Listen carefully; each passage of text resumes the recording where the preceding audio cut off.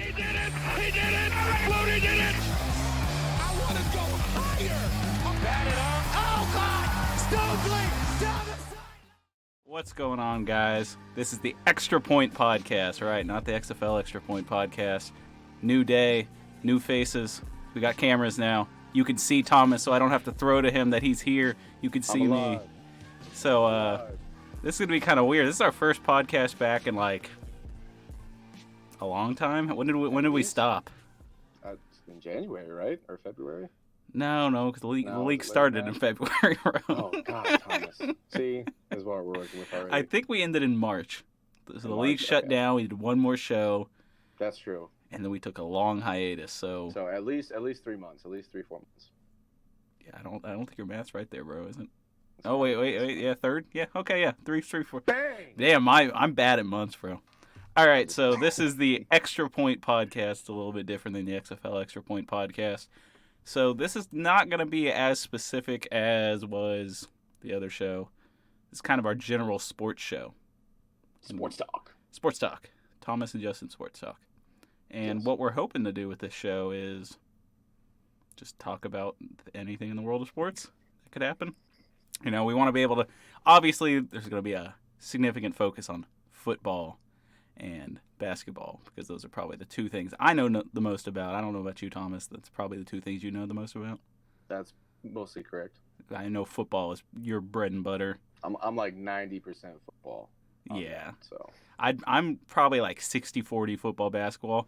But I do like to watch other sports. I'm a big fan of like UFC.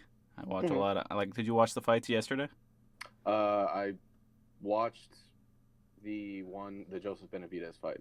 And then I like Joseph Benavidez, so I was very sad. So I was like, oh, I'm still trying to get... I want to look at your face, but if I look at your face over here, hard, the camera is over here. So luckily, I have this cheap-ass setup, so I'm literally just staring at me the entire time. So yeah, so this is what you get for being professional. Well, I don't know if this is professional. I wish there was a better way for me to capture this, but okay. So let me think. What were we talking about today? On today's episode, number 1, we have a big... There's news to talk about right now. Fair. Yes. But there's not sports going on per se. We had the UFC fights last night. We're not really going to go into that. So today's episode, and during these first, I think, how many is it going to be? We're going to go 2010 to 2019. We can't really do 2020. We don't know what they do. Yeah. So 2010, 19. So the next 10, 11, 12, 13, 14. Is it 9 episodes or 10 episodes? 10 or 9 episodes. We're going to be redrafting the NFL draft from 2010 up till 2019. And we'll be going through, we're going to alternate. I'm going to pick. He's going to pick. Whatever. We're going to decide who goes first based on a flip of a coin. Thomas, can you show the coin that we'll be flipping? The coin is what year is this? This is a 2018 nickel. It was found in my desk drawer. Oh, wow. Okay. 2018. Yes. That's pretty new. Yes. Too bad you couldn't find a 2010 nickel. I think that's going to be a new requirement. You have to have a nickel. You have to find a nickel for each draft. From that year. Or whatever coin. I'll have that squared away by next episode, I guess. So we're going to get through some news and stuff first, and then we'll get into that. That'll probably be the largest chunk of our show, which will then be our redraft. So let's first plug some shit, Thomas. We've rebranded the Twitter. Rebranded. We rebranded the Twitter. Wow. It is no longer the XFL Extra at XFL Extra Point. It is now at Extra Point Media, I believe. Let me go look. I have Twitter right here. At Extra Point Media. and so the hope is with this channel, this is also going to be uploaded on YouTube as well as any podcast thing I get on. I haven't really evaluated that. I guess I need to kind of look into that if I'm going to put it back on everything. But whatever it's on, you're going to find it on some things. But YouTube is definitely a place you can find it. And on that YouTube channel, the hope is over the next few months, more podcasts will be rolling out. I know I have a one coming out, Sports Gaming History, where I'm going to be talking about sports video games and like the history from the very first sports video game up until today. All sorts of fun stuff to do there, kind of like a documentary podcast thing. Thomas will probably be coming out with something at some point. Yeah, Justin's going to have these well thought out, well crafted, like documentary type things, and mine's going to be me like just yelling at a microphone for 10 to 15 minutes about topics. So yeah, which is fine. That's fine. A little bit of flavor, that's and then that's my element. So And then maybe we're going to get some other hosts to come in and do some other shows. They're not all going to be sports related, I don't think. They're going to be various things. Obviously, ours are going to be sports related for the most part. But hopefully we'll get some new hosts in.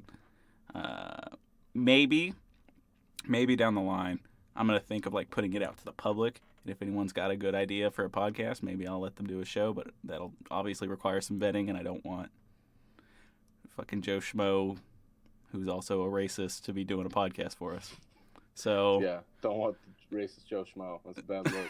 So we're gonna figure that out. But okay, plug that. You could still, I think we'll end up doing listener questions again. Obviously, you could tweet at us at xtrapointmedia. You could send it to our email. That email is still live, xtrapointcontact@gmail.com. I still connected my phone, so if you ever send anything there, I would have seen it, and you guys haven't. So thanks for the support, guys. Get on it. Or just tweet us, as we said. Yeah, tweet. I think tweeting is the easiest way. That's what most people started doing towards the end, because who the fuck emails people? Unless it's like a business thing. Yeah. All right. Like that.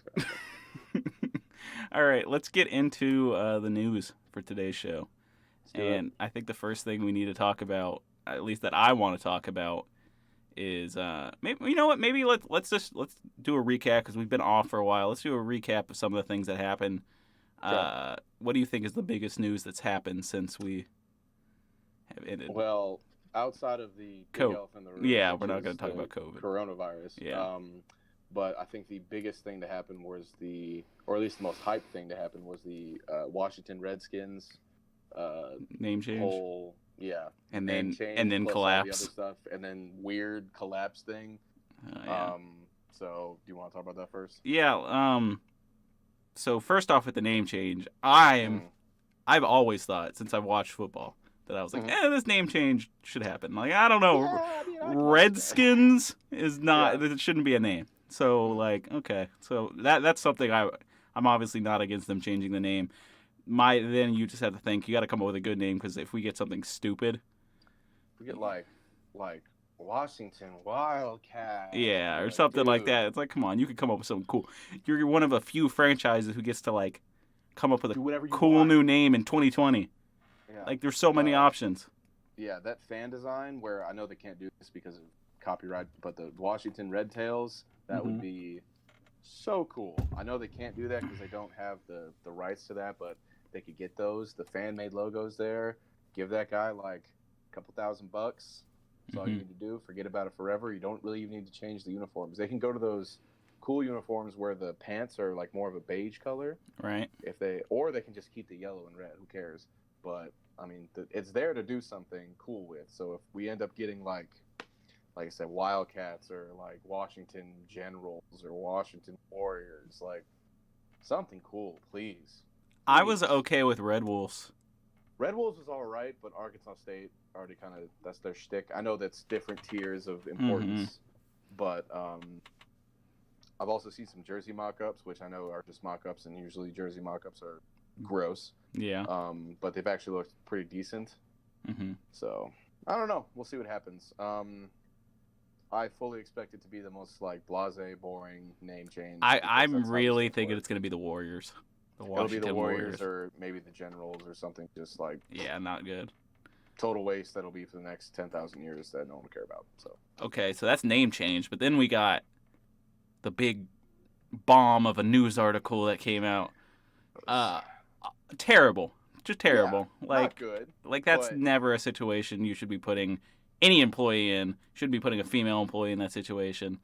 I think the most damning thing that came out of it was that it was reiterated to them that if you say no, I'm making an advance on you. I'm some higher up in this organization, and if you decline my advances, there's 1,000 people who will take your job. That is terrible. It's not a good look. And also, if you look at some of the leaked, like the text conversations, some of that stuff is like cringy. Like, oh yeah, but that's like most dudes when they're fucking horny. But how do you just not like? If you're a successful, it's weird to think of like a 40-year-old man being like, let me grab your butt. Baby. Yeah, let me. If I bring you this Jimmy John's, let me grab that ass. Like, what was that? Like, what are you doing? Yeah. Or the one that had like a wife and kids and was like, "Look at my kids, blah, Oh. blah, wanna bang?" Oh. Like scumbag. Yeah. Like, what is wrong with you? like it's almost it's not funny, but it's almost like hilarious because it's so absurd that it's even like that happened. Yeah, it's crazy. The other thing that came out of this that I've been thinking about is like it's probably sadly not enough to get Dan Snyder out of there. Nope, not because at all. Unless, if it, just according to that article, he doesn't seem directly involved, and there's nothing that's like it's like he didn't do any of the sexual harassment. Maybe he allowed it. Maybe he knew it was happening, but that's going to be hard. That's hard to like take to court and prove that happened. He's probably getting out of this unscathed, and I think he's probably a big part of the reason why that culture is so terrible over there. Yep. The only reason that he will sell is if the NFL forces him to sell, which they're not going to, probably. And by the NFL, I mean it has to be the other owners. Mm-hmm. And I mean they're all kind of buddy. Right. They made, I think his last name Jerry Richardson. Jerry Richardson. Mm-hmm. But that was for pretty incriminating stuff, especially at the times we live in now. And I'm not saying that like, oh, we're so soft. Just like people are less accepting of bad things because we're evolving as a society, I guess. But so that's probably not going to happen. Did he know about it? And probably. No one knows for sure. And they're going to distance themselves as much as possible from this. And the other thing is like it doesn't even matter what you change the name to now because it's literally just going to be associated with the dumbness of your employees. Is there any merit to them doing this whole name change thing? Because the name's been in. This is a bit of a conspiracy, but the name. So they put out a press release with Washington Redskins still in the header. Like still everything, and they're like, we are so sorry that we offended our sponsors, our fans, and blah blah blah. They only action happened when Nike was like, we're not going to sell your shit on our website anymore. Is there a chance they're changing this name because they were like maybe because they knew this news was going to come out? They get good PR. They're like, oh, let me change the name and try to distract everyone from this big ass news story that's about to drop. That'd be pretty weak. It'd be pretty weak, but I mean, the name's been an issue. The name's been an issue for years. If that was their strategy, then they should have just took it on the chin because they really didn't help themselves that much. Because the only reason they changed it is because Nike was like, we're not selling your stuff. Yeah. Which is hilarious because Nike runs whatever. Nike runs sweatshops in Asia. Same shit. Doesn't matter. Whatever. But yeah, so it's terrible. Obviously, that's awful. There was a press conference with their GM, Bruce Allen, a couple years ago where he was like, culture good. It's like, okay. But basically, everyone that has worked for the Redskins that is asked about the Redskins says it sucks. Mm-hmm. Kyle Shanahan said his favorite part about working with the Redskins was working with his dad, and said his least favorite part was everything else. Dan Snyder has been known to be probably the worst owner in the NFL. Maybe one of the worst owners in professional sports, just in terms of getting in his own way, not trusting his staff, and just being bleh. So not a good story. Obviously it's bigger than just sports. Mm-hmm. So it's sad that happened. It's sad that occurred. I will say people were kind of whenever there's a big news story about to break and people are like, oh my god, this is so bad, I can't tell you what it is, but it's so bad, it's like you don't know what it is. I mean, there was all sorts of conspiracies coming out about what it was going to be. Yeah. That it was like obviously this was a huge story and this was a huge, but some of it was hyped up like it was about to be like Jeffrey Epstein, like all that fucking stuff. Dan Snyder's been ordering from Wayfair. Yeah. Like,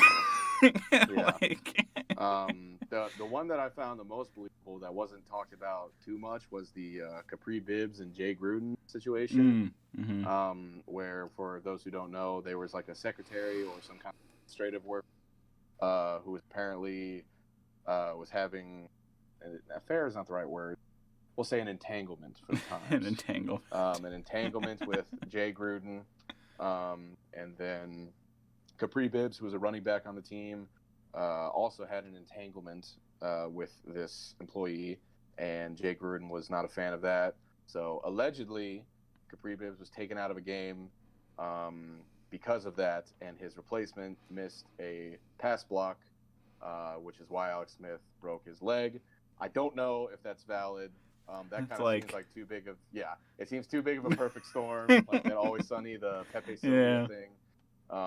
But I mean, anything that comes out, even if it's true or not at this point, is probably going to be accepted as fact or assumed to be fact. So not a good look for the Redskins, obviously. Clearly, they're kind of a mess as a franchise right now, even above sports. So, But like we said, the only thing that's going to make them sell, the owners make Snyder sell, and I don't think they're going to do that. So, Okay. So obviously, we're both like, man, that organization is a shit show. But let's move on to an organization that hasn't been a shit show in a long time. The New England Patriots, bringing in Cam Newton. Let's talk about Cam Newton, baby. I'm ready. How the fuck did they get Cam Newton? I don't know if I put this in our GMs that was with you, if I text you this personally. I know I put it in other GMs. My friends can attest to this. When the Panthers released Cam Newton, I was like, the fucking Patriots are going to get Cam Newton at the vet minimum, and I will be so mad. I'll be so angry. And what happens? They get him for basically the vet minimum with an incentive-laced contract, which he might not be. I'm not sure what the incentives are. I know some of them are like Super Bowl and like which I mean we'll see. I mean anything can happen, but Cam Newton, if he's healthy, is so good at football that for them to go from Tom Brady, arguably the greatest quarterback to ever play, to Cam Newton for nothing is stupid. Did you see the theory about how they got that contract done, that $1 million contract? Can't believe they got Cam Newton for $1 million. And then right after that contract's done, then we settle Antonio Brown, then we settle Aaron Hernandez, and all of a sudden we got $9 million in cap that could have been spent on Cam Newton. 4D chess. It's like if they would have done that beforehand, you could have, Cam Newton would be like, well, you got $9 million cap here. I mean, I want like $8 million. At least I don't want your whole cap that's left. He's so good, he could have asked for that, because it was like, well, we only got $1 million. I mean, if you'll take $1 million, we only got $1 million, baby. We can't be having you in this contract. So I mean that's just a shrewd move. I mean, I'm sure if it was really an issue, I'm sure Cam Newton would have been like, hey, what the hell? Why what the fuck? Cam Newton seems to be bought in. Did you see that little round table he did with Odell Beckham and Victor Cruz? Yes. I mean, like, he seems to be bought in. He seems to have considered. He mentioned that he had thought about, what's it going to be like to play with Bill Belichick? Can I play with Bill Belichick? Can our personalities match? And the fact that he thought about that is a good thing for me. At least he thought about it. Yeah. So he's considered it, and I think he can too. So if you're a coach that can't find a way to make Cam Newton work, then you're bad. I don't know what else to tell you. So, Super Bowl? Okay, so let's look at the rest of their team. They have arguably the worst receiving options in the league. Yeah, but N'Keal Harry could get better. Julian Edelman was banged up last year. Could be healthy. And then they got some solid running backs. Yes. Their O-line is always all right. They used to have an O-line coach. I think he retired. His name's like... Oh, God, he's got like an Italian last name. I know who you're talking about. You know what I'm talking about? It's I can't remember. Sarah, whatever. Yeah. That's really respectful. Probably the best O-line coach in the league for a long time. He's gone now, but they'll be fine. They have a very, very good defense. They'll be fine on that standpoint. The only thing that's going to limit them is receiving options. But Cam didn't really have much of those when he was in Carolina either, besides Steve Smith. Kelvin Benjamin had his better years when he was with Carolina. Recent years, he had DJ Moore, who wasn't really himself yet. I think DJ Moore was good. He had CMC, sure, but again, just kind of Panthers. If you've watched football and you pay attention, the Panthers didn't do what was best for Cam Newton for the past whatever until their Super Bowl run. Then they decided to care like a 2-year window, and then they're like, never mind. So on a team that wants him to succeed or doesn't want to put his skill set on the back burner in order to do what they think they want to do, and a team that doesn't want to kill him, and hopefully, since he's on the Patriots now, the referees will actually give him calls that he should get. Some of the calls that he didn't get were gross. So yeah, I'm a big Cam Newton guy. If you weren't aware, and I am people too. will I say- think he's yeah, so good. Yeah, people will be like, "Well, he hasn't been good in X amount of years." Yeah, You have to take into account his shoulder was hurt. The Panthers, like I said, seemed like they were trying to kill him at times. The Panthers were in a state of turmoil because their owner was having to sell because he was a giant piece of dung. Right. And yeah, if that shoulder's healthy, I'm not going to say Super Bowl because their division and just their lack of offensive talent. But if anybody is going to get you there besides Patrick Mahomes, Deshaun Watson, Russell Wilson, Lamar Jackson, it'll be Cam Newton. Yeah, So, I would say Cam Newton's a top 10 quarterback right now. if he's healthy, yeah, 100%. Yeah. So another thought I had about this Cam Newton thing was like, what are the chances that Bill Belichick was like, I want a mobile quarterback because I literally want to run something similar, if not more extreme, to something the Ravens are doing that was so successful. Because he likes to do that kind of thing. He likes to look at, well, what was super successful? Let's adopt that into our offense. Let's adopt that onto our team. Yep. And there's a chance in my head, obviously not similar players. Lamar Jackson can run a lot more than Cam can. Cam's a different kind of runner. Cam's a different kind of human being. Yeah, but you can still do a lot of those same things, though, with that with the running backs. I think it'll be a run-centric offense that will Usually, as be weird as it occasional. sounds, usually the Patriots. And I think that'll work to Cam Newton's strength, especially if they want to do some kind of option stuff with him like they do with Lamar Jackson. You can do it because Cam Newton's a very powerful runner. Yes. And if he's healthy, you're hoping he can, get back to the form he was in, 2015. It's his shoulder. I think his foot got hurt too. There was a Something foot like thing. that. But yeah, I mean, think about it. Like if this was like probably even like the 70s, Cam Newton would be like a defensive end. Yeah. That's. My thing with the Patriots is like, I think they can make the AFC Championship game. I don't know if they can get past the Chiefs, but I look at the rest of the AFC and I go, the AFC. I think the NFC is so much better than the AFC. Like obviously you got the Ravens, so I think the three top teams are the Ravens, Chiefs, and Patriots right now. Is there anyone else who you think could? I'd have to look at it because from AFC to NFC, I'm not good with. If you just think about the playoffs last year, we're talking Bills, we're talking Titans, we're talking. I could see Titans. I don't know. Something about it seems like that might have been a fluke. I mean, I could see that too. That could have been just a one-year thing for me. I feel like they might get back to the playoffs, but are they contending for a Super Bowl? I don't know. We'll see. I don't think so. If Phillip Rivers isn't dead, And the Colts could are do interesting. something. Texans, they have. I mean, if you have a quarterback, you can go as far as they can take you. I don't think that defense good enough, and I don't think their weapons are good enough. I agree.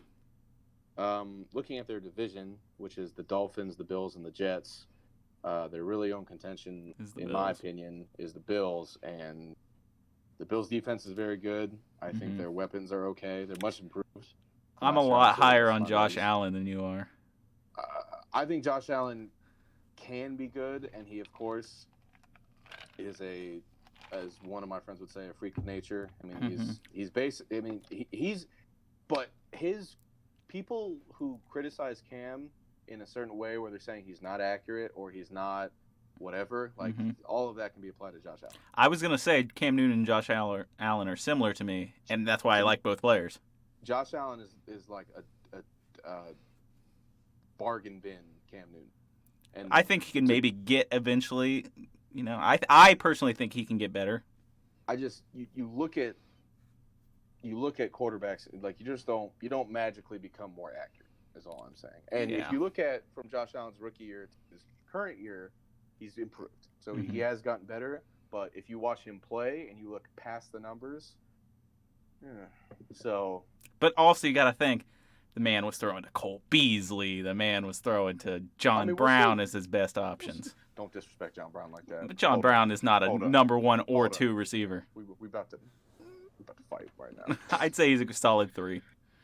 Okay, so I think that's enough. about that. Something about me gushing about Cam Newton. I think those were really the big stories that happened that we're talking about. Obviously, we're about to talk about the restarts of all these leagues, and that's going to be our big chunk before we get into our draft. The thing is with this, I have no clue how long we've been going, so we're going to see what this ends up being. See, if it's a 2-hour show, it's a 2-hour show. Yeah. Okay, so let's go on to, I want to talk about restarting leagues. Okay. And all the leagues that are restarting. Let's obviously talk about the big one that happened. We're recording this on a Sunday, and it's coming out on Monday.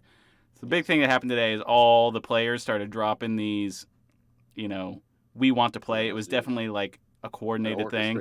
Yeah. So Ian Rappaport said a coordinated posting blitz from some of the NFL's top players calls on the NFL to provide answers and to address health concerns. All have the hashtag we want to play. Some of them are like, Russell Wilson. We got Byron Jones here. Who is this? We got Malcolm Jenkins, Brandon Graham. I saw it from a bunch of players. It's basically if you're an established player in the NFL, you're probably doing it, which is fine. And so this scares me because this came out like right after it was seeming like we were pretty close. Like we knew Monday the rookies were supposed to come for the Texans and the Chiefs, right? Yeah, training camp starts in like 2-3 weeks. And lots of people were going, okay, well, when are we going to figure this out? But it seemed positive. No one was really questioning whether we were going to start training camp. We thought the NFLPA and the NFL was close. And now we have all these players a day before rookies are supposed to report clearly saying we're not happy with how things are right now. Yes. And that's scary. There was also a memo or a document sent out. And some of the things they talked about on there was just like, protocol that they're going to do, stuff like, you'd expect, wear a mask, social distancing, stuff like what do you do if you have symptoms, what if you interact with someone who has symptoms, they're going to do contract tracing, all the stuff you kind of expect. And I guess that's not enough for the players. Maybe they don't have a solid plan of implementing it. How do you make sure it? The problem that they're running into now, I think, is going to be very similar to the problems that the MLB ran in because they're very similar in that they're not restarting a league and doing a short playoff like the NBA is, like the NHL is. Because the NBA and the NHL, it's obviously going to be months, but it's literally going to be, we're doing our playoffs, we're doing 8 games, we're doing playoffs, then we're done. And then we'll reevaluate till we have to restart the season again. We're about to getting ready to do a whole season as if nothing happened. Yeah. That's difficult because, it's the same thing with the MLB. What if games get canceled? We knew the MLB games, some of the games, was going to be a shortened season, but that could happen again here for the NFL. We're not going to be in a bubble. MLB's not in a bubble. NFL's not going to be in a bubble, where these other teams are in a bubble. And how do you monitor? Someone goes home. Someone goes to a bar when they get home. Someone goes to the grocery store when they get home. They're interacting with people. Then they have to come. You have to do daily testing. Still a chance for false negatives if people aren't, properly wearing masks, social distancing. One person catches it, everyone catches it. It kills a whole team. It's things like that with the NFL. And it's so much more. Like, you can look at baseball, and then here's another thing. Baseball, even though they had a rocky start, you can wear a mask and play baseball. It's hard to wear a mask and play football. As soon as you try to get off a block, you're losing that mask. As soon as you get hit, you're losing that mask. Mm-hmm. These people are running into each other. The plastic, basically all the NFL has done, besides put out these, frankly, like common sense rules or guidelines, is they've basically came up with that design where the plastic face shield that attaches to your helmet and your face mask, that's all they've done. And that's not nearly enough for a full contact sport. I think the idea that a face mask like that is going to affect anything in a positive way is, I think, very naive. I'm somewhat on the other end of that because I'm thinking if you're gonna do a restart and your thing is we need to be safe, you're gonna have to agree to wearing something like that, or else you're gonna seem like a hypocrite. That would be fine if that wasn't it. So it makes it look like it's either incompetence and you don't know what's actually happening, or you're just doing it for optics.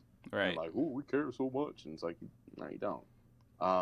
Players are concerned about, like, well, if I get sick from it and then my family gets sick, is the NFL going to cover my NFL insurance? Like, will that work for that? Will I have to pay for that? Will that happen if someone dies? what if this, what if this, what if this? And these are all valid complaints. J.C. Treader, who's the center for the Browns and also the president of the NFL Players Association, basically put out like, this is what we as players would like. And it's like, you have 21 days of strength and conditioning prior to the season starting. I saw this. Yeah. So this stuff. And it's like a 2-week acclimatization period and stuff like that. And that looks like that wasn't taken into consideration. It looked like a good idea, too. It looked like a fantastic idea, but instead, it just seems like the NFL is going to go ahead like, nope, training camp 3 weeks. I think they're going to try to. NFL wants to act like nothing happened. Which you can't do. And people will be like, oh, well, the death rate, blah, blah, blah. That's not the point. Right. That's not the point at all. You're missing the point if you're saying that. So just the fact that that's all they've done really just makes it seem like it's just optics and that they don't particularly care about stuff like that. You getting some little notifications over there, Tom? Yeah, sorry. I was trying to figure out how to turn down the volume on my computer. You saw me like, oh, no. Someone messaged you on Discord, bro. They want to try to play some COD. But, yeah. So the NFL needs to actually have a specific plan in place with contingencies for when stuff happens. Because if you open as normal, stuff's going to happen. Key players are going to have to sit out. Players are going to get sick. Von Miller got it, and I know he has asthma, but he's still feeling the effects. Like, he still can't breathe 100% correct. Doesn't have his air all the way. Just stuff like that. Like, you have to have something in place beyond like, well, go to the doctor. Let me read you the introduction to this document because this kind of encapsulates what they're dealing with, I think, and this is going to be the hardest problem for it. So it starts, risk cannot be eliminated, must reduce exposure. Keeping the team environment safe is everyone's responsibility. Consistent protocol compliance minimizes risk for everyone. While that's true, and they're not wrong, you as the overarching organization also have to do than just say you have to take care of yourself. Because you are liable. Since if these players are like, I'm not playing, I'm not putting my family at risk for that stuff, then they get fined and they lose their contract. Right. So you as the overarching organization, and frankly the NFL Players Association needs more. I don't know.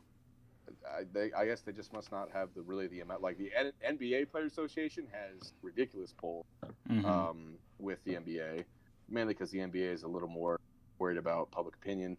But the NFL Players Association needs to be like, look, like, this isn't good enough and whatever. They are lucky that they negotiated the new CBA before this. Oh, yeah, for sure. Because there would have been a lockout 100%, and it would not have been a healthy negotiation afterwards. Because there is some problems with that, though. Because they negotiated, they didn't include language that accounted for something like this happening. They didn't include language for what happens if if we have to cancel the season. As the CBA stands right now, if the season got canceled 8 weeks in, every player is still getting paid out as if they played those 8 games. Because contracts are how the contract is, or how the CBA is set up is that if the season starts, then you have to proceed with pay scale as like normal. You can't. There's no... Now, if the season never started, that's different. You can be like, we're not paying you, the season never started. But if the season starts at all, if you do week 1 and then it gets canceled from there, you have to pay them as if you did a full season. So with the general kind of view that it seems like America has, and I live in, West Texas, so maybe my view of it is a little skewed, but it kind of seems like people don't particularly are not taking it that seriously. I think it depends, because here in Houston, you don't see people in public without masks. Okay. Well, you have to in Texas now. Yes. You have to wear a mask. It doesn't stop some people, but I mean, you just don't. Yeah. I feel like I'm an odd one out because sometimes I'll get out of my car to like go to the grocery store and like halfway walking through, oh shit, my mask, and I'll run back and grab it, and I'll feel like, oh, I look like such an asshole from that walk to halfway through. So if I'm feeling that way here in Houston, I'm hoping, and this is obviously Houston's a hot spot, so. And like the players said, like they want to play, so I think they wouldn't really have to worry about like players like en masse like not wanting to play and not being like, I'm not putting my family at that risk. But a situation that kind of similar but not the same was a linebacker on the Jaguars. His name is Telvin Smith. Mm-hmm. Said he needed to take, just like told the Jaguars, like, look, I need to take a year off because I'm going nuts, and like I need to take a year off for my mental health. And they were like, if you don't show up every day, you're gonna get fired. And it's like, which I know it's different. The Jaguars are kind of a dumpster fire too.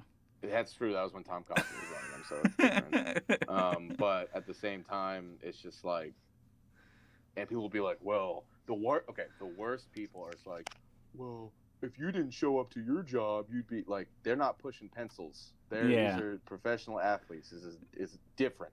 It's a different world. And Telvin Smith's pretty good.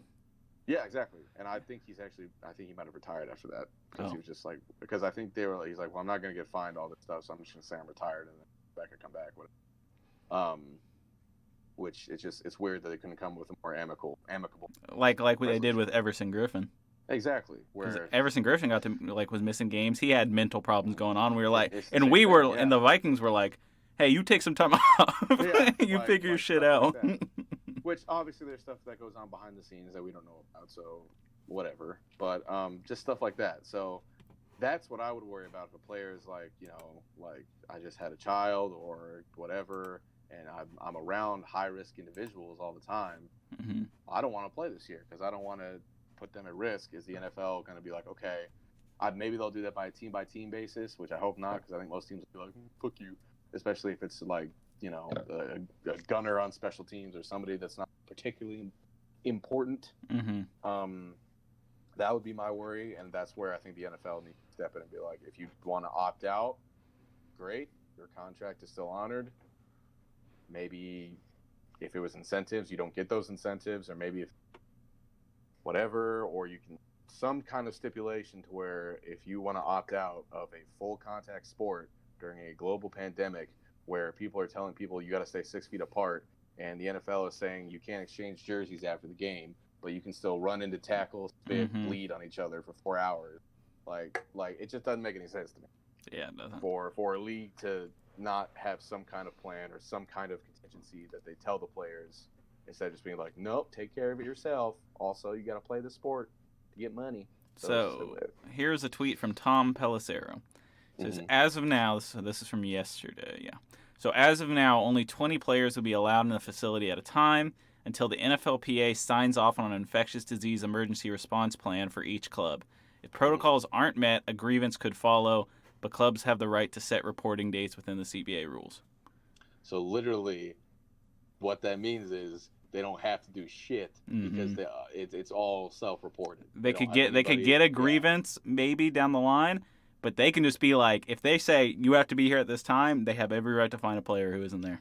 So basically, nothing. Yeah. Great. So awesome. I'm not. Today has made me less optimistic. I was feeling good going into it. We may not have a football season. I think the professional season will still happen. Oh. Yeah. College won't. But I don't think so. I'm really starting to not think so. I believe that since like Ivy League dropped out, I was like, even the Ivy League's not a big deal, but as soon as a conference dropped out, yeah, others will follow. Even if it does occur, even if professional season occurs, even if college occurs, I think it'll be different, like drastically different than what it used to. Yeah, I mean, maybe you just call this year not off, but like give us like it's hard to do because like the NBA was so blessed in a way that they were kind of close to the end of their season. And they can get the revenue now from being like, look at this fancy new tournament we're going to have. Because this is a prime time to put some sports on TV, you know? That's why the baseball effed up. NBA is going to be fantastic when it returns. Even if it's shitty play, it's going to be like we're watching the sport and then so much is on the line. If they want to just like just perfect what they're doing, just play you have a hot mic above the floor on NBA TV. Just pick up all the trash talk. They're not doing that. But you can. They already said they're going to have a delay. Yeah. To censor anything, so I think you will have a hot mic. You're going to hear it, but you're going to be cutting stuff out. As long as they don't pipe in crowd noise. I don't think they will. That'd be that Aren't they was- doing that for would- baseball? They're piping in crowd noise for baseball. They got to do that anyway for baseball. Yeah, that's Do true. it. Oh, Baseball fuck becomes baseball. less. I'm not a big So let's talk baseball about, guy. you want to talk about baseball? 'Cause Yeah, you talk more about baseball. I Okay, can only somewhat talk so- about baseball. So baseball literally could have started probably a month ago. Like started, like we could have had Mhm. games going. Right. But the commissioner of baseball, whose name is Rob Manfred, for fans of baseball, is the corporate commissioner. Mm-hmm. Because which I understand, professional sports is a business above all else. I'm not here to be like he's sold the game, but just always seems to put short-term profits over like long-term PR and everything. Like you see people put clips of like football games, basketball games on Twitter. If you do that to a baseball game, you get copyright strike, you get the MCA takedown. Former Cleveland Indians, who are also going to be changing their name pretty soon. Pitcher whose name is Trevor Bauer. He's one of the most vocal critics of Rob Manfred and that kind of practices, because as he puts it, you're basically like you're killing any chance you have of getting young fans and new fans, because you're like, oh well, no, you gotta watch the games on TV so we get the revenue, which is fine, except you have blackouts. Everyone gets Dodgers, Astros, and Yankees games, even if you live in Kansas. Right. So it's just stuff like that sucks.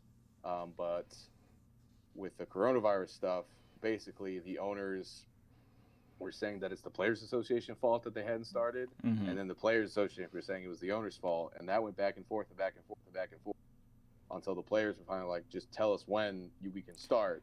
There was a theory that the owners and the MLB in general didn't want to start again. They were probably better off if they never started, because they'd just be losing money. They were like, fuck it, let's just not do it. We'll be fine. What the owners were trying to do was, most of the teams have already stopped paying their minor league talent, which is scummy, because you don't pay them anything anyway. Yeah.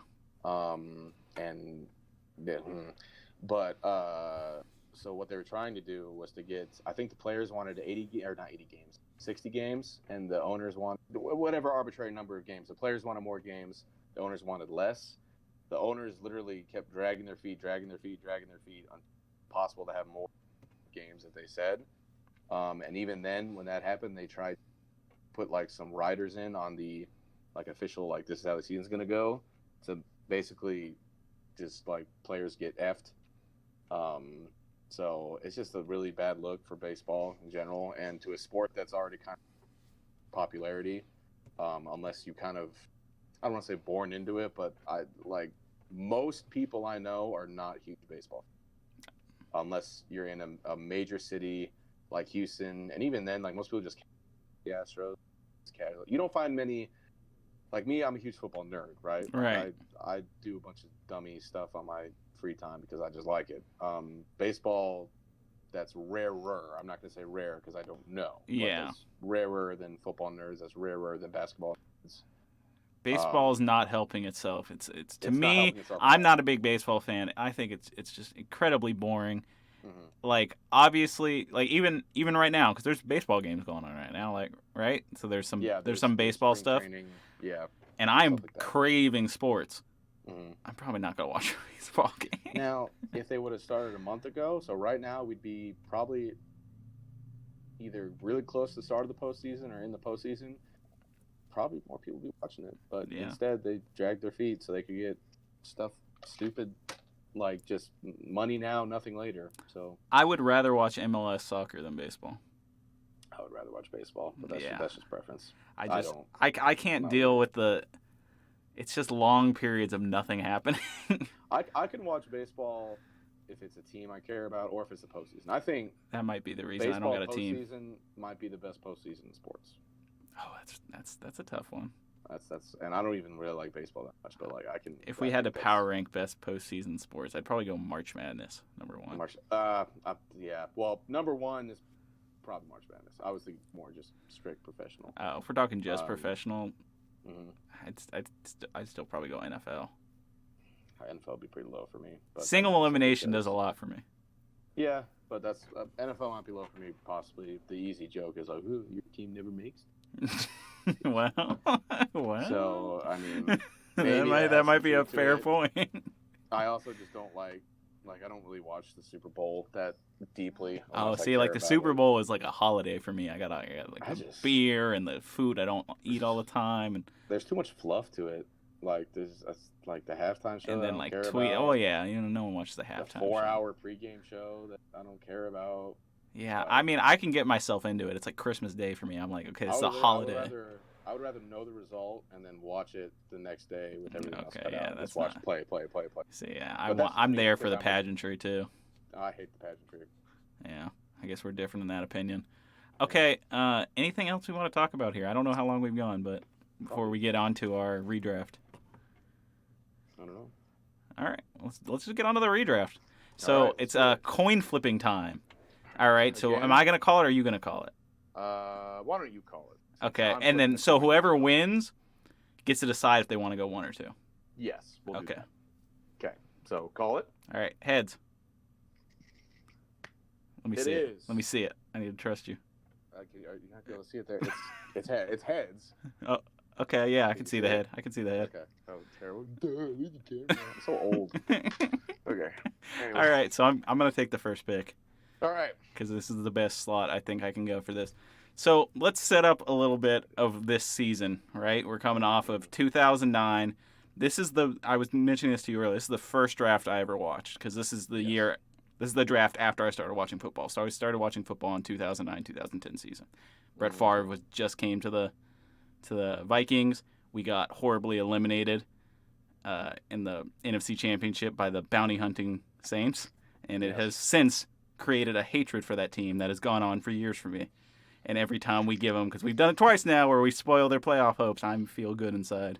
I feel good. And so this was the year that a lot of things came to me for football. My hatred of the Packers, certain players I began to like. In this draft, though, I barely remember watching it because I wasn't a super football nerd yet at that point. And I probably knew maybe I only knew the quarterbacks probably at this point. I didn't know if any of these players are going to be good. But lots of bad teams in the league at this time. Like, lots of bad teams. This is when the Lions were, like, a joke. Like, they were rated, like, 50 in Madden. They're still a joke. Yeah, but at least they're somewhat credible. I feel like you can put them in the 70s now in Madden. Back then, they were, like, in the 50s. This would have been Madden 09, right? Yeah. Yeah, they were, like, 63 overall, I remember. Yeah, they were bad. But somehow the Rams were worse. Only won 1 game. So that's my first selection. We're picking for the Rams. They only won 1 game in 2009-2010 season. And then the year after, of course, they picked Sam Bradford. At the time, sounded like a great pick. Mm-hmm. You know, he was clearly the best quarterback in this class. And even now, he's probably the best quarterback in the class. Only problem, this quarterback class was really shitty. Hey, watch your mouth about Colt McCoy. Okay, Colt McCoy is the only other one here.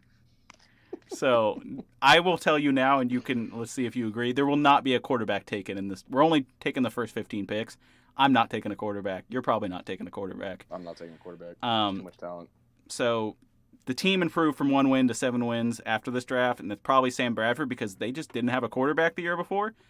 And just having a quarterback who can complete a pass, it's helpful. Probably boosted them to 7 wins. Their offense wasn't amazing. Their best player after this draft was Steven Jackson. If you guys remember, he's a running back. Greatly underrated running back. He was good, and I believe he was a Pro Bowl selection this year or an All-Pro team. I can't remember. But I think the reason I'm not taking a quarterback here for them, even though they desperately needed one, they're probably going to end up tanking after my selection. They're probably still going to be shit. But it's probably better that you have a high pick next year because we're going to have a lot of good quarterbacks, Tyrod Taylor, Colin Kaepernick, Andy Dalton, Cam Newton available. You're going to find plays. You're probably still going to be one of the top 5 picks, and you're going to get one of those great quarterbacks next year. If you take the person I'm taking, who will be? I was hyping this up. This is my number 1 ranked guy on my board. And I'm ready to see your opinion on this. For the St. Louis Rams, how's the music go?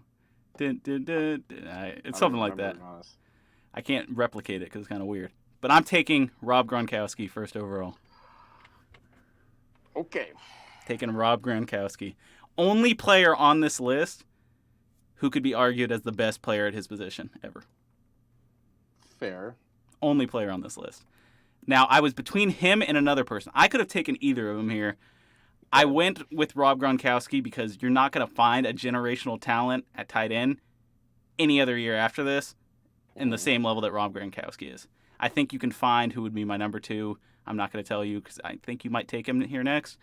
But I think you can find a person at that position in another year. I don't think you're going to find a guy like Rob Gronkowski any other year from here on out. Rob Gronkowski is so fantastic. And his career's not done. There's a good chance he comes back and he's still fantastic. Now, if you look at him statistically, yeah, he's not comparable over his career to a guy like Tony Gonzalez and Antonio Gates. But if you condense their 7 best years, how many years did he play? I can't even remember. He played 115 games.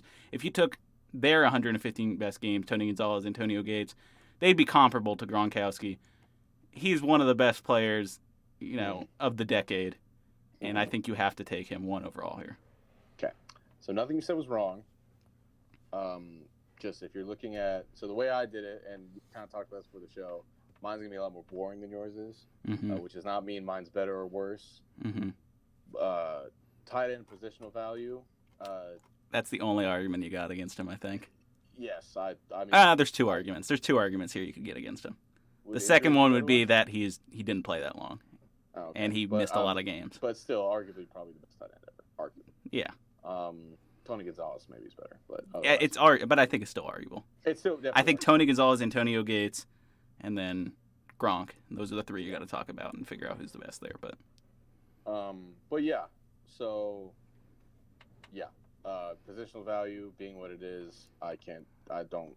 Where did you have Gronk on your big board? He wasn't on your big board at all. He wasn't draftable. Wow, that is so crazy.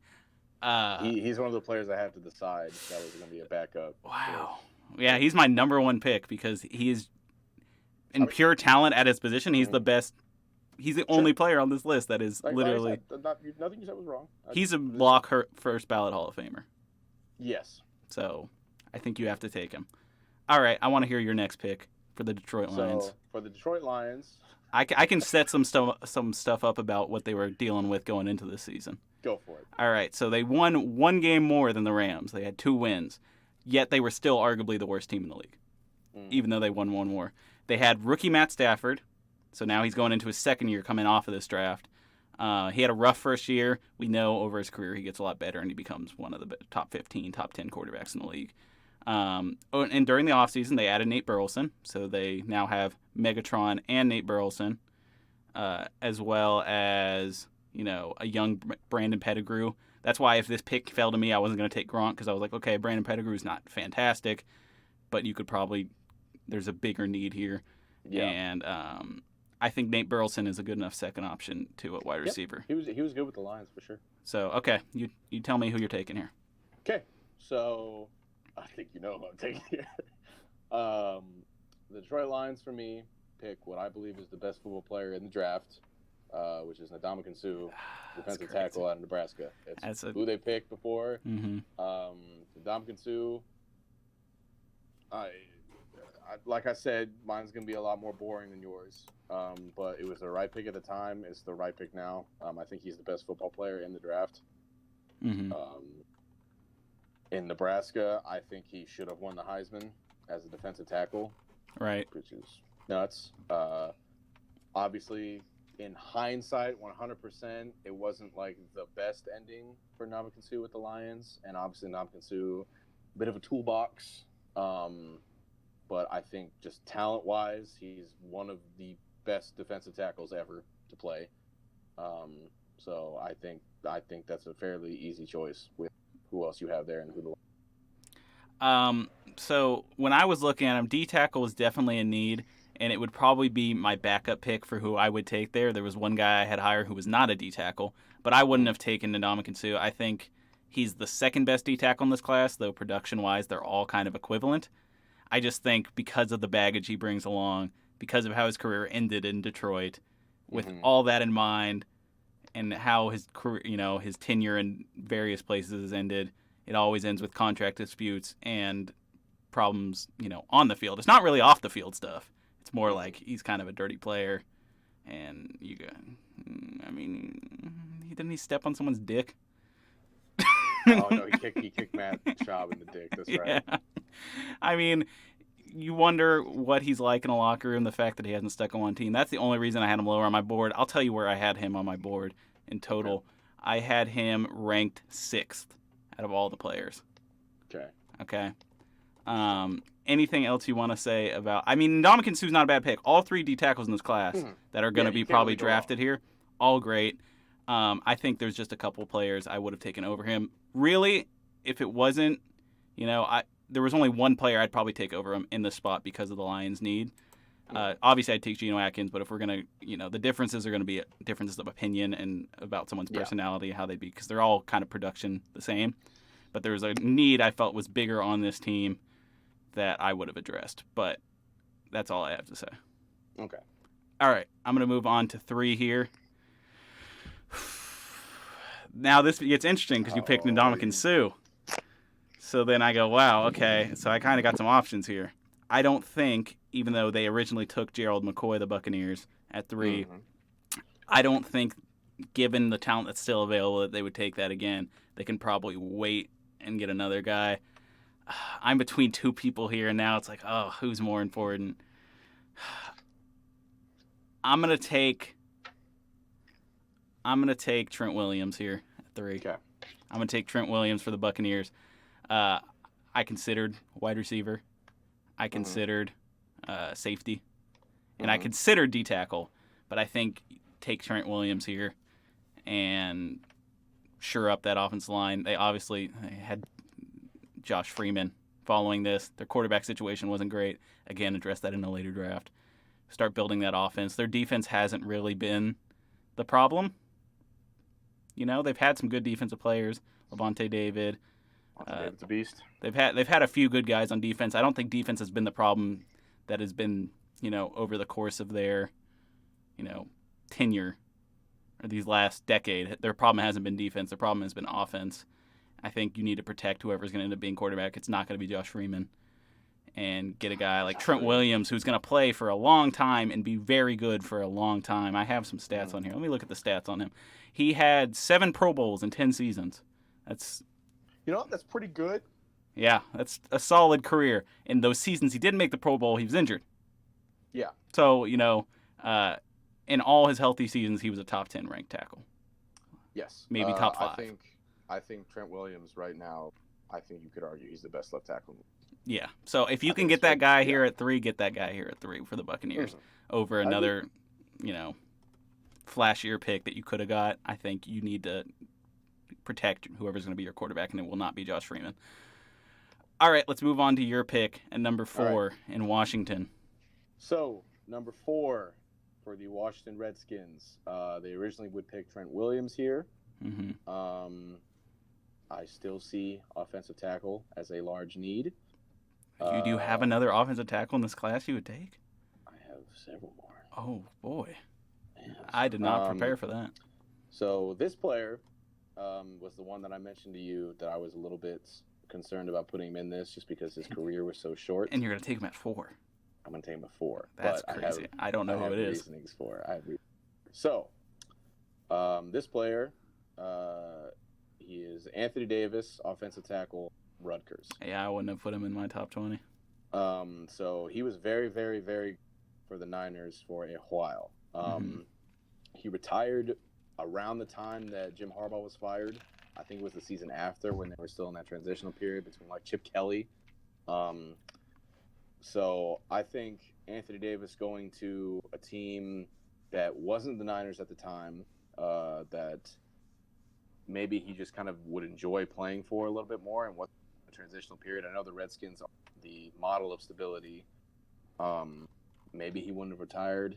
He did try to come back recently and didn't. But he was very good for the Niners. With as big of a need as offensive tackle is for the Redskins at this point, and looking at the other players in this class, I think he would be the best suited to literally just step in and start at left tackle for them at the time. I think his big thing is that short career. You have to factor that in, that he's only going to play for them for, what is it, 4 or 5 years? That's the one caveat. That's it. That's And true. I think that was more of a, and I'd say that's the one caveat. Yeah, you stopped playing time. It's pretty big caveat that when you only but, Gronkowski played more than 4 years. But Anthony Davis was so good for the Niners, and like I said, I think it was more of a situational thing that he retired than anything. So kind of an unknown. Right. That's kind of me liking Anthony Davis and kind of my personal preference over anything, but that's how that goes for me. So. All right. So, okay. I can't argue too much because I don't know a ton about the player. It's offensive tackle, and it's not a guy who I've ever considered as one of the top, like, in my head, knowing who the best tackles and offensive linemen are. The name Anthony Davis never really came up for me. Yeah. So that might be why I'm underrating him here. I'm going to be honest, I didn't look into him that much. I knew he was in, like, the top 32 players here, but as far as the top 15, he wasn't even. I didn't even find it worth to look up his stats or look up any. So, just off what you said, though, I mean, it's a questionable pick, and it really opened. Without question. Yeah, Without question. I can see the thought here where they took Trent Williams, so they clearly had a need at tackle. But I don't. Really hoping you didn't take Trent Williams. Yeah, but he got taken. That would have simplified my entire stuff. Okay, I'll go on to my next pick, and now this has opened me up again. See, this is going completely. See, this is why I did like ideal picks and backup picks. Now that's all out the window because I have so many options here. Yep. So Kansas City here, they originally took Eric Berry. So the safe option here would be to take who I think is the best safety, but he is not the top-rated player on my board. Well, actually, he is. Okay. You know what? No, he's not. The best safety is not the top-rated player on my board. I'm going to have the Kansas City Chiefs. I'm going to have the Kansas City Chiefs take Antonio Brown. Okay. I'm going to have him take Antonio Brown here at number 5. Was he drafted in like the 5th round, 6th round? Yeah, something like that, 5th or 6th. So because he had character issues. And obviously that came up, but what you got up until, these last 2 years, well worth taking the guy. Oh, 100%. Yep. Obviously, no Super Bowl success or anything like that, but regular season monster, pretty good in the playoffs. 5-5 in playoff games. In only 2 of those games, he was under 50 yards. But 7,000-yard seasons, 3 over 1,500 yards. I mean, while he was in his prime and not having problems off the field, was always considered either the best or the second best wide receiver in the league. So he was the best. There's arguments to be made for Julio Jones, but zero arguments. But I agree, he's 1 or 2. So I think you have to slot him here. Man, this is way different than I thought this was going to go. The Kansas City Chiefs this time had a need at wide receiver. They had okay guys, but no one who was really a standout. And I think there's a good chance, maybe because Kansas City might have been a better locker room than the Steelers were, that maybe Antonio Brown could still be playing for them. Imagine Pat Mahomes and Antonio Brown right now. Pretty cool. That'd be pretty crazy. And then Tyreek Hill, and then whatever, So that's a crazy. So I'm going to take Antonio Brown there at 5 for the Kansas City Chiefs. All right, you got 6. You've got the Seattle Seahawks. Seattle Seahawks. This one was pretty easy for me. I feel like I know who it is. Especially with who is staring at me in the face. One of the best Seahawks ever, Earl Thomas. Yeah, okay. That's fair. Kind of self-explanatory. He's a little, I don't want to say washed, but he's definitely past his prime now. Ravens. Still decent, though. Still a starter. Yeah. Absolutely. Basically, Earl Thomas is to safeties, or to free safeties, I should say, or at least single high cover safeties. What Darrelle Revis is to cornerbacks, to man coverage cornerbacks. He's so good at it. He set the new standard. When Earl Thomas was in his prime, it's no coincidence that when the Seahawks had Earl Thomas and their other safety, that they were, Legion of Boom. They did basically cover 3 defense the whole time, and it worked. Earl fucking Thomas is so good. The need is there. They pick him originally. They pick him later on. Yeah. Yeah, they pick him later Russell. on. They originally picked Russell Okung. Yeah. So I mean. Yeah. You might as well. You're going to get him later. anyway in the draft. You need him on your team. He is part of the big reason why they were so successful for that 3-4 year run. Yes. Easy pick. Yeah, easy pick. 3 first-team All-Pros, 7 Pro Bowls in 10 seasons. He was top 10 interceptions 3 times in his career. That was 2010, 2013, 2015. Played in a lot of games, 140 games. Towards the tail end, we started getting some problems towards the end when he didn't want to be in Seattle anymore. But generally, very consistent. If you looked at his stats, he's comparable in career to someone like, if you take the injury years out, he's comparable to someone like Deion Sanders or Mel Renfro. So he's a very good player, and he is. Now, before somebody accuses me of saying something stupid, Ed Reed is the best safety. Yes. Earl Thomas is there, but Ed Reed is there. Yeah. So, okay. Ed Reed. I had Earl Thomas 5th ranked on my board. Fair. So, okay. Let me put a little X next to his name so I know I can't pick him. And let's move on to the Cleveland Browns. Original selection here was Joe Hayden. And I'm going to tell you, now I thought how the draft was going to go, that this might be the only situation where I take the same player they took. Mm-hmm. I thought I might take Joe Hayden again. Mm-hmm. But now that I've got quite a few options here, let me look back real quick. And the Joe Hayden pick is awfully good there at 7. Love Joe Hayden. I need to look at your roster real quick. Give me a second. So 2010 Browns roster. If I remember correct, so what I wrote here for ideal pick was best player available. Yeah. Because there was how I looked at it a lot in ways was if I didn't want to replace someone. So obviously I'm probably not going to touch your offensive line. But I don't think there's anyone here who warrants a top 7. Yes. There's no one in the top 7 here I would take for offensive line anyway. Mm-hmm. And I could pretty much upgrade any other position on your roster with the best pick. So I should just pick whoever I think is the best player available. Oh, that's when we had Jake Delhomme. And that's why I'm going to take who I think is the best player available left. I'm going to take Geno Atkins. Okay. He's I think the best player available at this point. Mm-hmm. So I'm going to take Geno Atkins at 7. Again, super consistent guy, probably still be playing for the Browns now. Yeah. Imagine him with Myles Garrett. That'd be great. Pretty cool. Geno Atkins has as good a career. Obviously, he's getting a little older now, slowing down a bit. He's still a top player. Mm-hmm. He's still one of the best D tackles in the league. Let's see, how many Pro Bowls does this guy have? I know I have it written down somewhere here. He has 2 first-team All-Pros, 8 Pro Bowls in his 10 seasons. That's very consistent. He was averaged 7.5 sacks per season. That's really good for a DT. Yeah, and had 3 10-plus sack seasons from that DT spot. And even if you take out his injury year and his rookie year, he gets 43 tackles per season. I think that's a consistent guy you want on your team. Geno Atkins, I think, is the right pick there for the Browns, even though Joe Hayden was probably the right pick at the time and probably worked out well for them. Yes. Okay, so now you're picking here at 8. You're grabbing the Oakland Raiders pick. Oakland, now the Las Vegas Raiders. Yes. So for me, so they originally picked Rolando McClain. Is that his name? Yes. Who, had some issues off the field during his career. Mm-hmm. He was quite a good football player, but for that reason, he's not the pick here.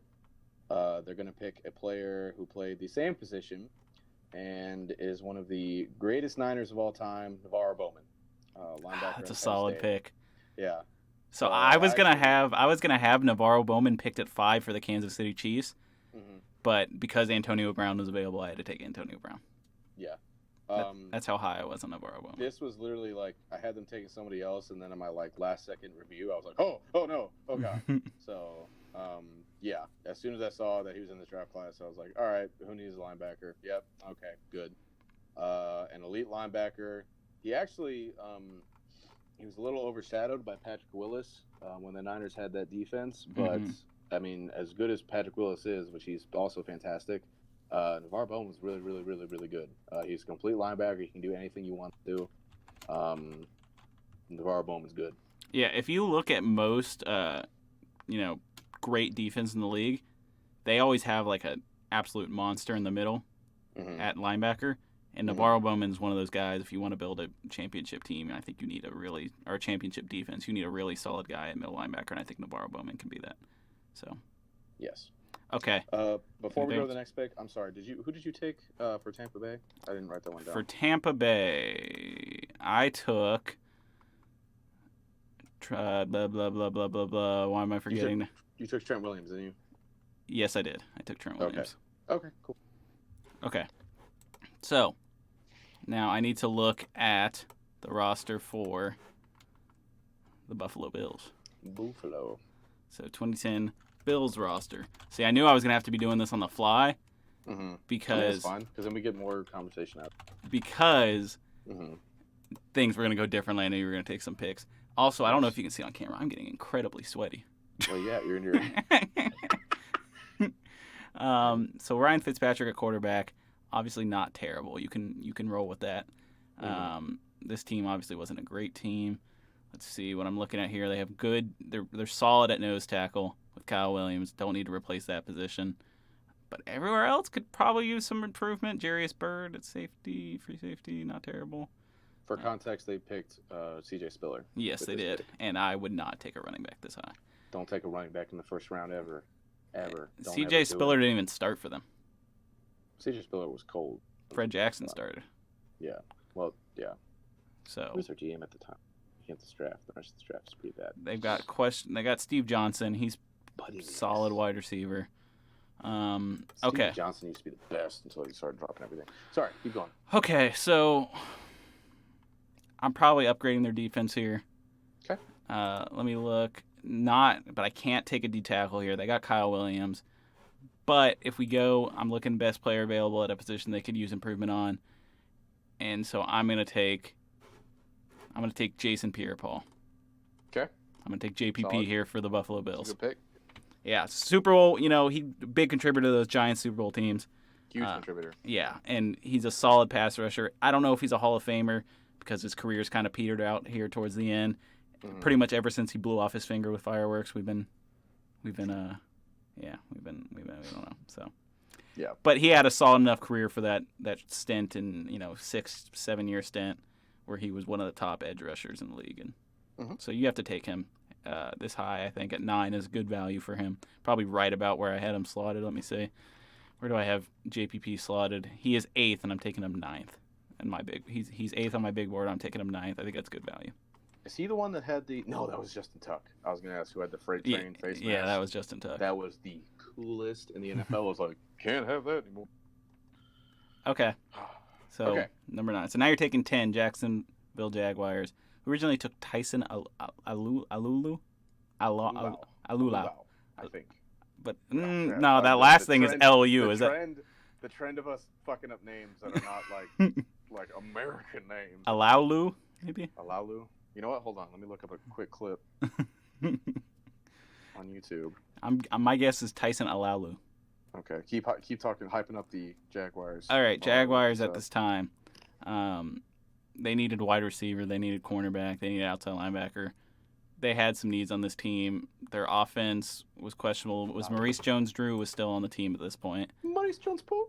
So I think anywhere you go on this team is probably going to be an upgrade. I'll double check the roster real quick.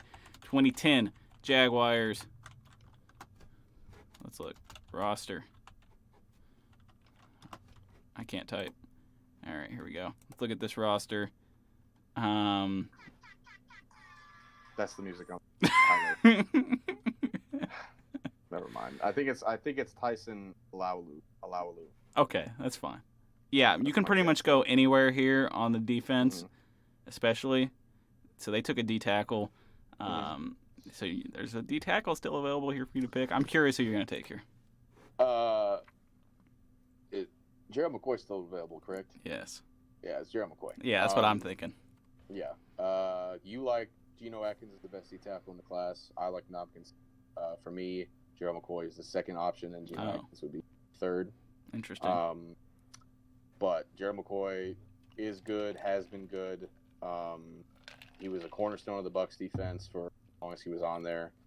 Also, another thing, if you look at the top draft picks in this class that actually happened, which is Sam Bradford, Trent Williams, and Gerald McCoy, all three went to Oklahoma. That's pretty good. God darn it. Sorry, someone just sent me a Discord notification. I didn't hear it, so. But, Gerald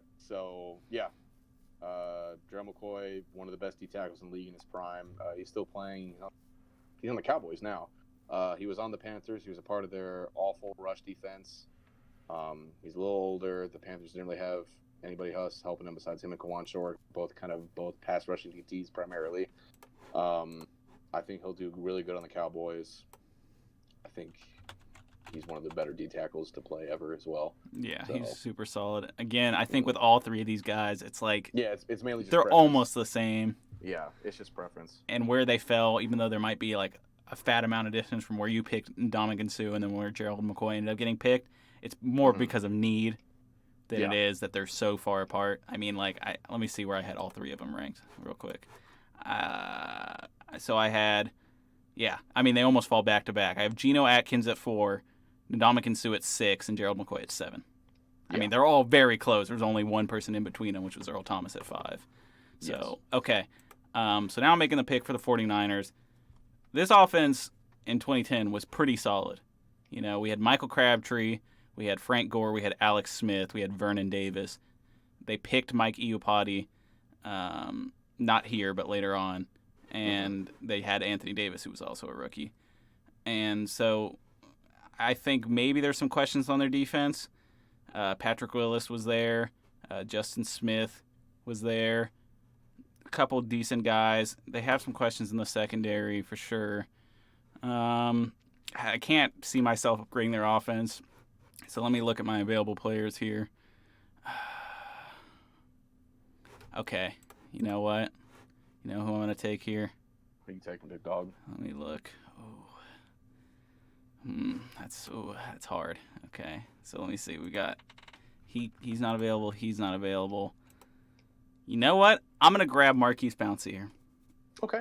They pick him anyway, but I'm going to take him here. Okay. They don't grab him. I mean, they grab Mike Iupati later, but But I think Marquise Pouncey is a good selection here for them. Solidify that off.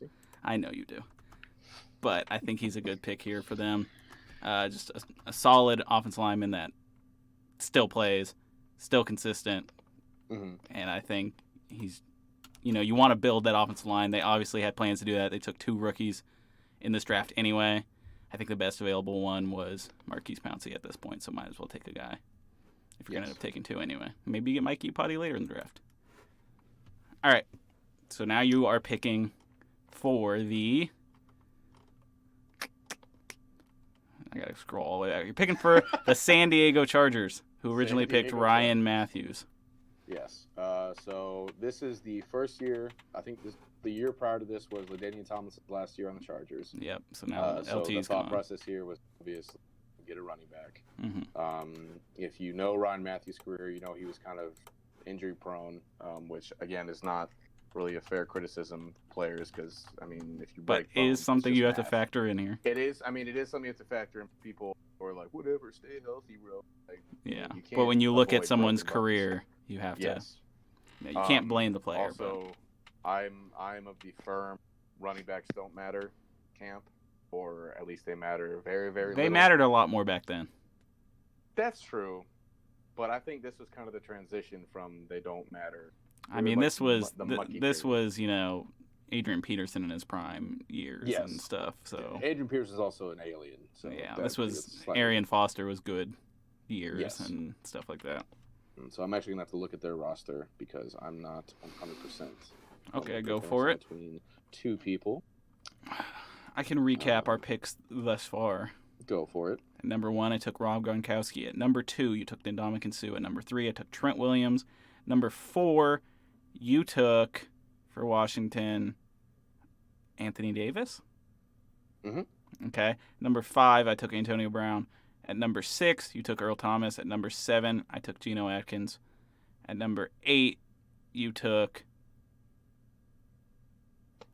for the Oakland Raiders, I cannot remember. Navarro Bowman. At number 9 for the Buffalo Bills, I believe I took JPP. And then at number 10 for the Jaguars, you took Gerald McCoy. At number 11 for the 49ers, I took Marquise Pouncey. Mm-hmm. And now you were on the Chargers at number 12. Okay. And you are on the clock. So, I'm on the clock. So, looking at their team, it's honestly kind of the classic Chargers team where they have like players that are like good enough basically everywhere. Mm-hmm. Obviously, as I said, they don't have LaDainian Tomlinson anymore, and their running back situation, admittedly, is pretty lacking. Mm-hmm. But names, there's no running backs in this class that are worth taking. Yeah, they have on this team they had Mike Tolbert in his prime when he was still wow, big boy, the rumbling, stumbling big fella. Wide receiver wise, they have Vincent Jackson. He was still going pretty hard. Yeah, he was a stud.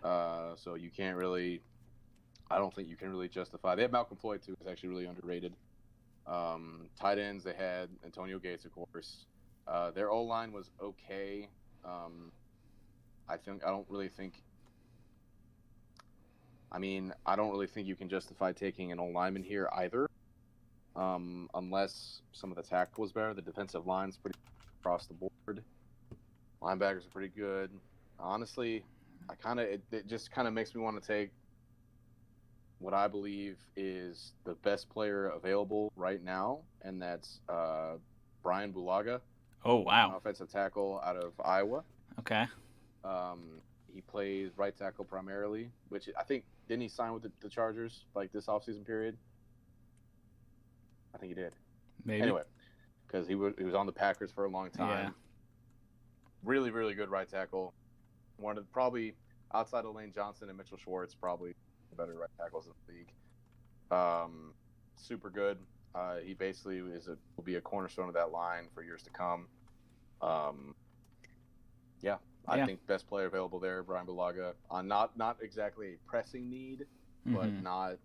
But sometimes you take best player available. Yeah, definitely an area you could. So. Okay. All right. So I'm picking for the Philadelphia Eagles. We've only got 3 picks left. Mm-hmm. So now we're crunch time. People are going to get left out, and if people get left out, people are going to get mad. So now we got to really think about this. Taking the Philadelphia Eagles, who had a super solid offense at this time. They had a younger Jason Peters. They had Brent Selleck, who was solid. Deshaun Jackson, LaShawn McCoy, Michael Vick, Jeremy Maclin. Their offense was pretty good. Now looking at their defense, obviously they have Asante Samuel, who also pretty good. Their defensive line has some question marks on it, but they're mostly young. All right, so let me take a look here now at my available players. It's like recency bias makes me want to take a player. Mm-hmm. I know what you're talking about. And because I think about what their biggest issue is right now on that team. Mm. And I think this player, maybe if he stayed with this team, they wouldn't be having that problem right now. Yeah. And I'm going to go ahead and grab Joe Hayden here. Good pick. That would have been my pick too. I'm going to take Joe Hayden for the Philadelphia Eagles at number 13. Mm-hmm. Super solid cornerback. I think some people will think of his time with the Browns as not good because of how it ended. But he's arguably the best corner. But he was very good. But then when people look back and think, they just think, oh, the Browns are trash. Obviously, Joe Hayden wasn't that good. Casual. And then he went, and people thought his career was over towards the end of his Browns tenure. They're like, oh. To be fair, his last couple years in Cleveland were not good. But then he went to the Steelers. He's pretty solid with the Steelers. So he's kind of had a career revival.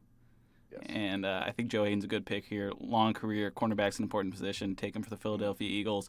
Maybe you won't be having cornerback issues like you do right now. Yes. All right, your pick.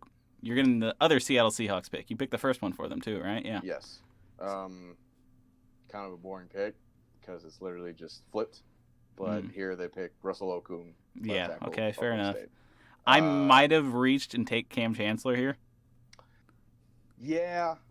In terms of importance to the team, yes. But then I thought about it and taking 2 safeties, even though real life application, yes. With hindsight. But I couldn't do that. So if honestly, like, yeah. That's just how it goes. There's a needed O tackle. Fill it here. Cool. Okay, fair enough. Yeah, I'm not going to argue with you much on that. Mhm. I'd probably say they had a need a tackle very badly. Mhm. Obviously, just knowing if you were just going to go like, oh, who's better? I think there's a lot of people better than him I that agree. you could select here, just in Mhm. terms of who would probably improve the team more. Mhm. But I'm not going to, why fix something that's not broken? Yes. They won Super Bowls after that, and they were Correct. very successful. You don't need to change too much.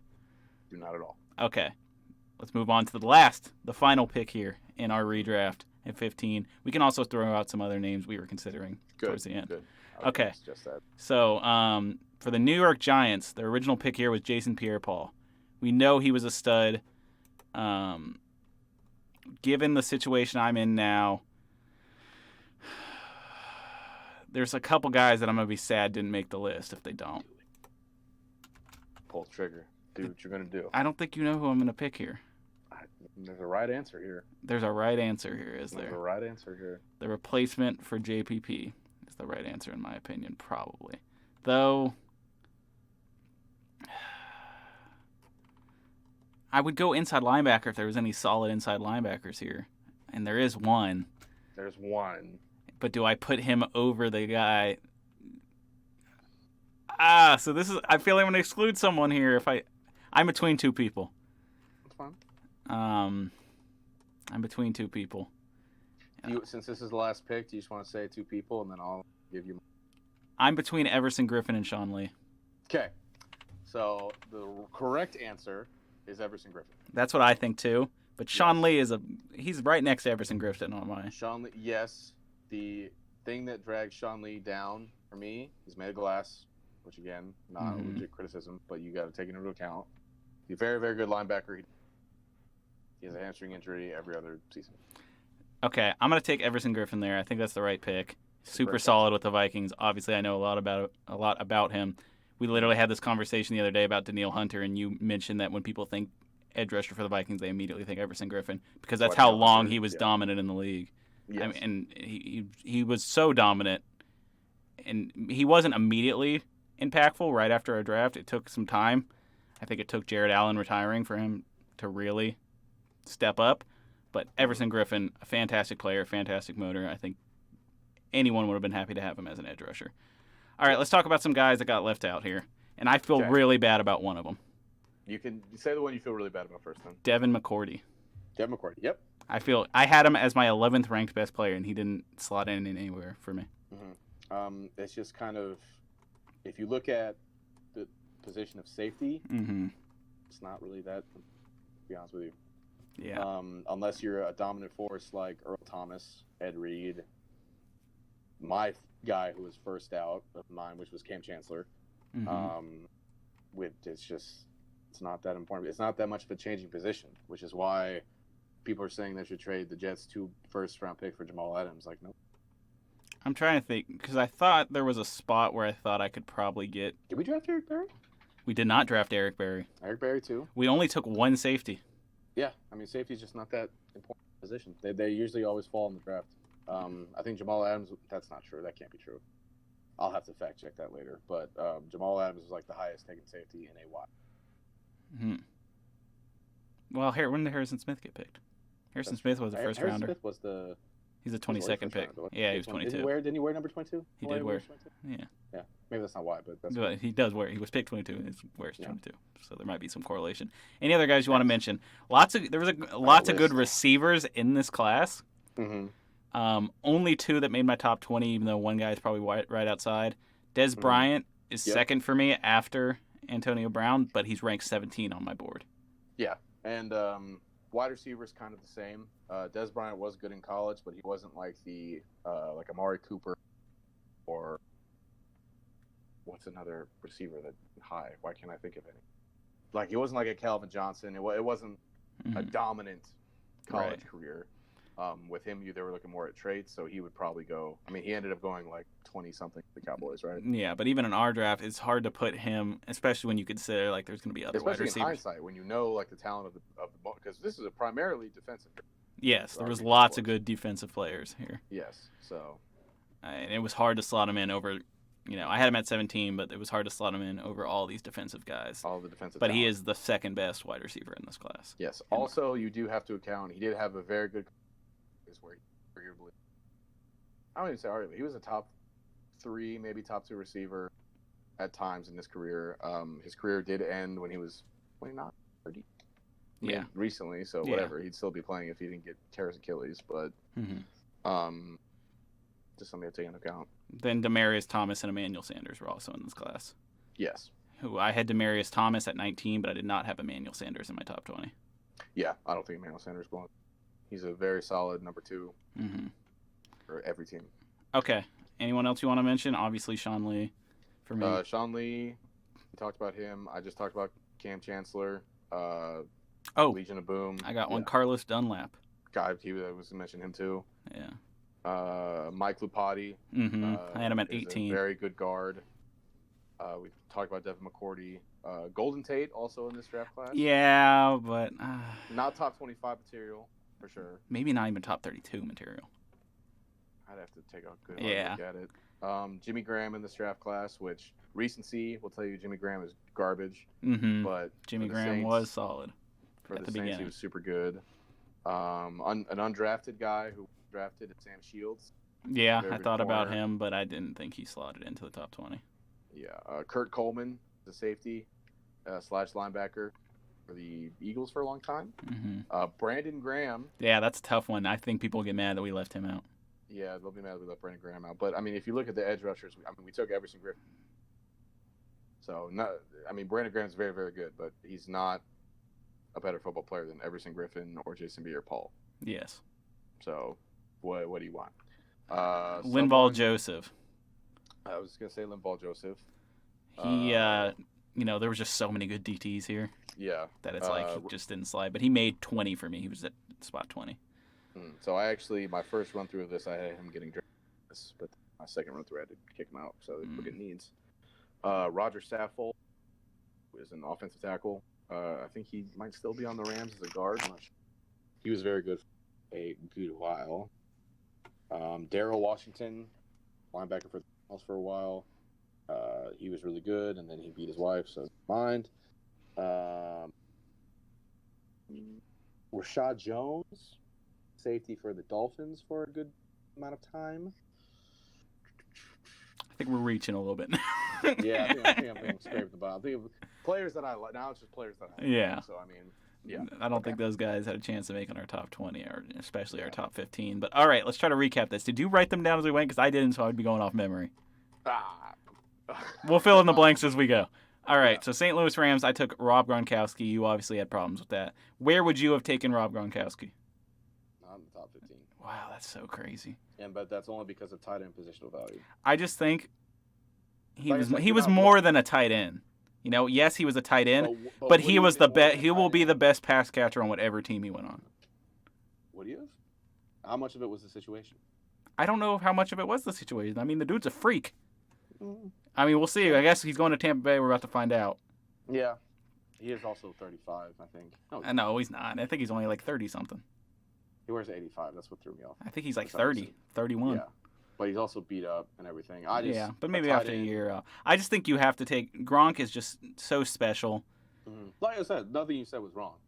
And even if you look outside of how talented he is, I think he's probably the most talented at his position in this class.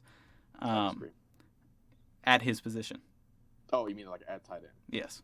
Oh. Compared, if you were going to say, Ndamukong Suh to D tackles isn't what Gronk is to tight ends, right? Yeah, I thought you meant just, across all positions, and I was like, no. But just tight end. Well, that's how... you'd have to factor it that however important they are to their position, how good they are at their position is what's going to matter. You can't compare, you can't compare a cornerback to a tight end in terms of talent. I agree. But I think you just have to... And not even that, jersey sales. And shit like that. You have to think about that shit. But who's buying a fucking Ndamukong Suh jersey? But everyone's buying a Gronkowski jersey, bro. Well, yeah, because he's Gronk, because he's a big goofball. I think you throw Gronkowski in there, you grab a wide receiver next year and a quarterback next year from one of these, because you're probably going to tank even with you have Gronk. If you have a shitty quarterback, you're still going to be sucky. So they'll probably be low pick again next year, and they'll grab a guy like Andy Dalton, Cam Newton, Colin Kaepernick, Tyrod Taylor. My brain just doesn't let me take the tight end. Yeah, I knew you were gonna have a problem with it. My other I- consideration at 1 was Antonio Brown. Mm-hmm. So my top 2 I can were see it. Gronkowski and Antonio Brown. Mhm. They could have really used either one. Their offense was so horrid. When I Mhm. looked at it, I was like, they could use any offensive player, and I think you Let's see need if I to can take do Gronkowski or Antonio Brown. All right, then we went on to 2, which was Ndamukong Suh for you. Sue. Um, Best football player in the draft. I would disagree. I think I would have Earl Thomas over him. Fair. I think I would have Antonio Brown and Gronkowski over him, and I think I'd have Trent Williams over him. All fair opinions. And then Nothing's I'm not going to wrong with argue that. with you about Geno Atkins because I think that's so And like you said, subjective. it's more preference. Than Yeah, anything. It's more that's so preference. subjective. For me, it went Yeah. like this guy spent his entire career with one team, Yeah. and there's a reason for that. So, Well, it's not really being that fair to Gerald McCoy, but well, Gerald McCoy, yeah, I agree. Gerald McCoy is up there too. I just don't think Gerald. oh, you were talking more about Ndamukong Suh. Yeah, I was talking more between I got Ndamukong Suh and Geno Atkins. Yeah. No, I mean that's fair. You know, I think you're not going to get contract disputes with Geno Atkins and stuff. So, all right. So you picked Ndamukong Suh too. At 3, original pick was Gerald McCoy. I took Trent Williams here. I think that's a solid pick. I agree. I think he's the best tackle by far in this class, and I agree. I think you could have argued for Trent Williams. I think I would have, if I had the second pick, I would have taken Trent Williams at 2. If I had the first pick, Yeah, I think Trent Williams is very good, and he was going to be a top 3 player in this draft. I think it's really like right now, if he's healthy, it's between him and the best left tackle in the league, and I would honestly lean Trent Williams. So And then Washington, you picked. Who did you pick here at Washington? who did I pick? Oh goodness, I don't. I want to say Wasn't it Anthony Davis? it was Anthony Davis. Now I would have taken whatever the best D tackle still available at this point would have been. That's who I would have taken there. Mhm. I would have just taken it if it was Geno Atkins, if it was Gerald McCoy, or if it was Ndamukong Suh. I would have taken them there. Okay. Because I think they had need on that defensive line. I also had Marquise Pouncey as a backup pick. So I was thinking the same kind of similar thing to you. Their offensive line needed help, and I had JPP as a backup pick there. If for whatever reason there was no D tackles available at this point, none of the top 3 were there. And the Chiefs, I took Antonio Brown. Originally, I wrote ideally I'd take Navarro Bowman here, Mm-hmm. but So for the Chiefs, I was going to take Earl Thomas. So when you took Antonio Brown, I was like, yes, he gets to go to Seattle still. So yeah, I didn't think Earl Thomas was going to make it here. really. I didn't think he was going to make it to 5, so I didn't even have him right in here. I said my ideal pick was Navarro Bowman. My backup pick was Devin McCourty or JPP. Mm. And then I went in, and I didn't in any realm think Antonio Brown was going to make it to here, and he did. So I was like, all right, let's take Antonio Brown. Well, you forgot I'm boring. So. Yeah, but I know how much you like Antonio Brown. That's why I was. Oh yeah. You always are like, he's the best receiver fucking in the league. Was. Yeah. Not debatable. So I assumed he was going to get picked somewhere in the top 5, and Mm. he didn't until the Chiefs. All right, Seahawks, you took Earl Earl Thomas. Thomas. No debate Cleveland. there. Yeah. I said best safety available, which if it was I Earl agree. Thomas, it was Earl Thomas. So I also would have taken Gerald McCoy or Joe Hayden there Mhm. if none of my top safeties were there for whatever reason. Cleveland Browns, the original pick was Joe Hayden, and I went on to say it was going to be Geno Atkins. What I wrote here was ideal pick, just best player available. Whoever the top rated player on my board was that was still available, I would take, and that was Geno Atkins. That's why I took him. Mhm. Okay, I got lost now. I scrolled around in my document too much. Oakland Raiders. I keep forgetting who you took here. Navarro Bowman. Navarro Bowman. Yeah, solid pick. That was one of their biggest needs. Again, best player available. I probably wouldn't have picked Navarro Bowman at this point just because he wasn't. I had Navarro Bowman at 12. And now readjusting, Okay. I'd probably have him at 10. 10. Now looking at it and thinking about it more, I don't think I would have had. Originally, I had Devin McCourty ahead of him and Marquise Pouncey ahead of him. I think I would change my opinion on that. I'd probably put Navarro Bowman ahead of both those people, but not ahead of Joe Hayden, who was, I think, my next pick. Right? No. For the Buffalo Bills, my pick was JPP. Okay. Solid, edge rusher. Yeah. Jacksonville, you took Was Gerald McCoy. Gerald McCoy. They took a D tackle. Makes sense to replace the D tackle with the best D tackle. They could have also used Joe Hayden. Yeah. That'd be the only person I think else who could have slotted there. 49ers, I took.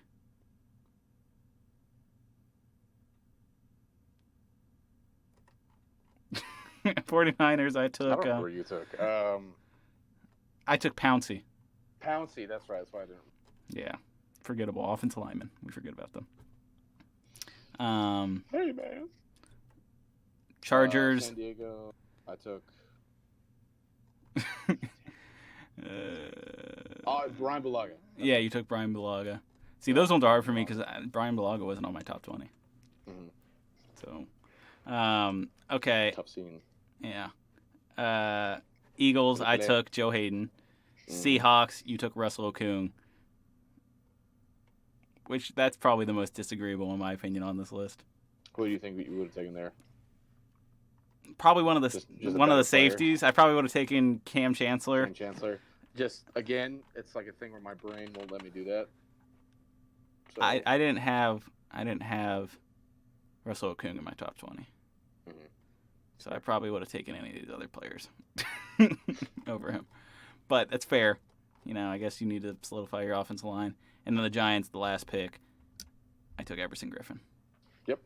Okay, so that was our redraft. That was pretty fun. I liked it. Yeah. The research was tough, and I did more research than I needed to do. Yeah, I mean, you did way more than me. Because then you hit the draft, and you're like, well, this guy's taking fucking Anthony Davis at 4. That throws a fucking wrench in my plans here. That's how it goes. Lots of players you took that I did not have on my list. And I guess only one, Gronkowski, who I had number 1 ranked, which is a big deal, I guess. I suppose. But I fully understand your taking Gronkowski there. So it's not like I'm like, that's wrong. But like, it just... You're thinking, I think you were looking at it a little bit more. I'm looking a little more grounded in reality. Yeah, where I'm looking like you could pick anyone. You know Gronkowski is going to be fantastic and the best receiving option on your team for years to come. Mm-hmm. So, okay. Well, that's our show, right? We got nothing else to talk about? That's episode 1 in the books. Hopefully everything went right with the recording. Hopefully I don't look stupid on camera. I don't know where I was looking because great, man. I got to look at you over here. But then the camera's over here. That's probably going to be adjusted on next episode. Camera's probably going to end up over here so that when I'm looking at you, I'll probably readjust so the camera's over here. That's what I've decided during this show. But I think your side looked good. I had to change my framing. I saw you mid. When we started the show, I was like here, and now I'm like here. So.